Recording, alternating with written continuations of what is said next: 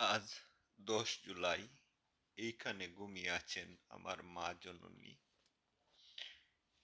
পাশেই ঘুমিয়ে আছেন আমার বাবা। আমি এতিম এই পৃথিবীতে। আমার মা যেদিন মারা যান সেদিন বাংলাদেশের আকাশ ছিল মেঘলা। আজ কানাডার আকাশ মেঘলা। যেন আমার সাথে আকাশও কাঁদছে, বৃষ্টি জড়াচ্ছে।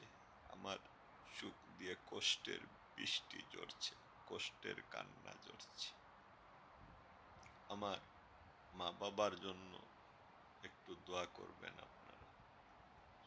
আমি আপনাদের মা বাবার জন্য দোয়া করব। আমার মা জননীর কোনো খেদমত আমি করতে পারিনি। মা বাবা আমাকে মাফ করে দিও, আমি কিছুই করতে পারিনি।